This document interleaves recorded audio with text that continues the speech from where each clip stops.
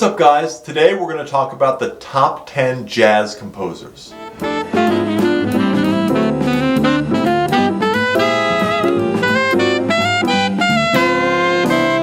Thanks again so much to all of our Patreon supporters who donate as little as $1 a month to help keep our channel going. Check out the information and perks with the link below. Don't forget to like, subscribe, and drop a comment below about any ideas you have. Obviously, in the world of jazz and popular music, we have so much to be grateful for the great songbook composers who wrote for Broadway, film, and television, who gave us such a large body of work. But there's also a different category of composer separate from these great American songbook composers, and that's the jazz composers. Sometimes the line between these two categories is a little bit blurry, but I see a composer who's a jazz musician writing for other jazz musicians to be in a different category. Some of them gain so much notoriety that they're often considered a great American songbook composer.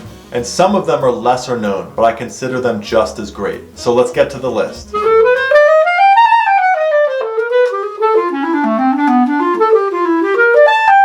Coming in at number 10 for top 10 jazz composers, we have Gigi Gryce.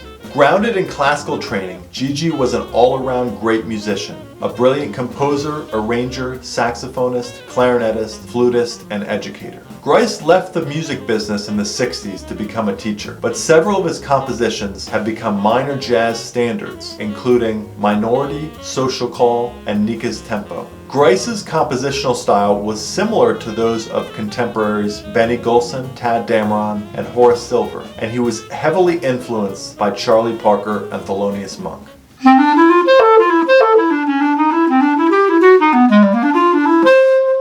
Coming in at number 9, we have Benny Golson.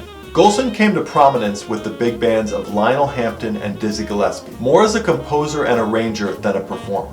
He's mainly known for co-founding the Jazz Tet with trumpeter Art Farmer in 1959. From the late 60s through the 70s, Golson was in high demand as a composer and arranger for film and television in Hollywood. Many of his compositions have become jazz standards, including I Remember Clifford, Blues March, Stablemates, Along Came Betty, Whisper Not, and Killer Joe.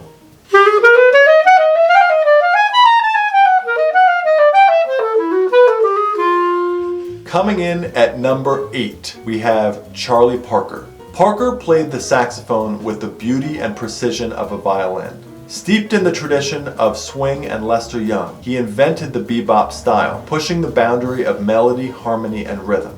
Parker was an extremely fast virtuoso and introduced revolutionary harmonic ideas into jazz, including rapid passing chords, new variants of altered chords, and chord substitutions. His nickname, The Bird, inspired the titles of many of his compositions, including Yardbird Suite, Ornithology, Bird Gets the Worm, and Bird of Paradise. Parker was an icon for the hipster subculture, personifying the jazz musician as an uncompromising artist and intellectual, rather than just an entertainer.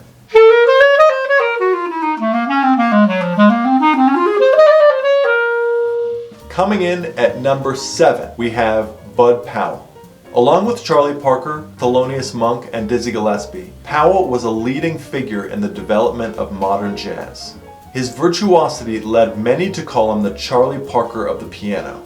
Powell was also a great composer, and many critics credit his works as having greatly extended the range of jazz harmony.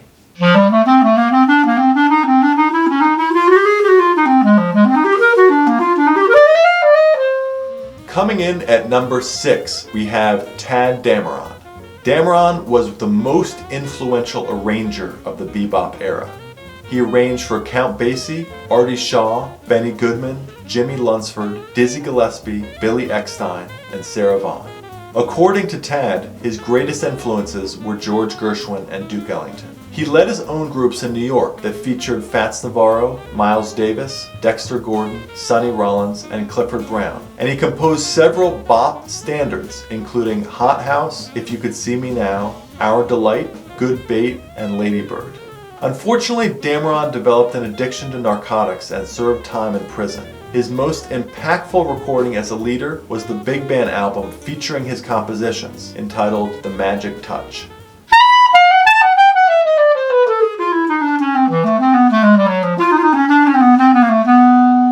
Coming in at number 5, we have Fats Waller. Waller was a pianist, organist, composer, violinist, singer, and comedic entertainer. He started playing the piano at age 6 and became a professional organist at age 15. His innovations in the Harlem stride style laid the groundwork for modern jazz piano. He copyrighted over 400 songs, many of them co-written with his closest collaborator, lyricist Andy Razaf. And Razaf described his partner as a bubbling bundle of joy. Waller's compositions include Ain't Misbehavin', Honeysuckle Rose, The Jitterbug Waltz, and I'm Gonna Sit Right Down and Write Myself a Letter. He became one of the most popular performers of his era, touring constantly in the United States and Europe.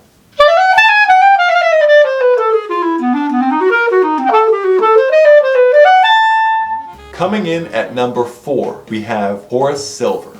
Silver composed in the hard bop style that he helped pioneer in the 1950s, combining bebop with rhythm and blues and Latin rhythms. In 1950, his piano trio was recruited by Stan Getz. After moving to New York City, his playing and compositions were featured in Art Blakey's The Jazz Messengers. Silver then formed his own quintet, eventually making dozens of recordings as a leader. His songs include The Preacher, Song for My Father, Doodlin', Peace, Nika's Dream, and Sister Sadie. Silver has a huge influence on many jazz pianists and composers today.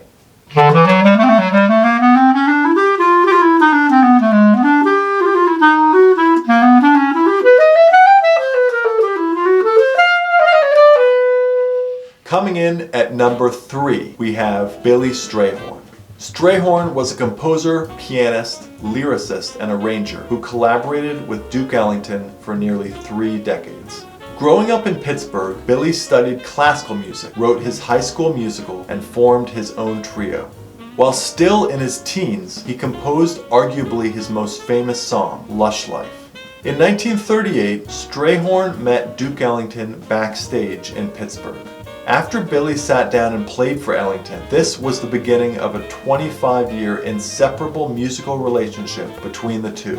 As Ellington said, Billy Strayhorn was my right arm, my left arm, all the eyes in the back of my head, my brain waves in his head, and his in mine. Strayhorn's compositions include Take the A Train, A Flower is a Lovesome Thing, Lotus Blossom, Chelsea Bridge, and Rain Check.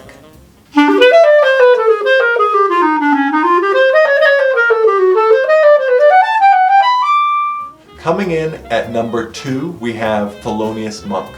Although one of the most influential composers of all time, Thelonious Monk's unique improvisational and compositional style was anything but mainstream. His playing featured dissonances and angular melodic twists and are consistent with his unorthodox approach to the piano, which combined a highly percussive attack with abrupt dramatic use of switched key releases, silences, and hesitations. His compositions include Round Midnight, Blue Monk, Straight No Chaser, Ruby My Dear, In Walked Bud, and Well You Needn't. Monk is the second most recorded jazz composer after the number 1 on our list.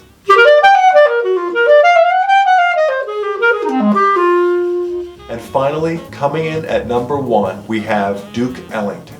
Ellington gained a national profile in the mid-1920s through his orchestra's appearances at Harlem's Cotton Club. He attracted the best, most identifiable jazz players in the world and specifically composed his music for their unique voices. Starting in 1940, Ellington began a nearly 30-year close collaboration with the genius composer and arranger Billy Strayhorn, who helped him write many extended compositions influenced by world tours. Following an appearance at the 1956 Newport Jazz Festival, Ellington and his orchestra enjoyed a major revival. His music covered a vast array of styles, and although critics tried to pigeonhole him, Ellington embraced the phrase beyond category. He simply referred to his music as American music.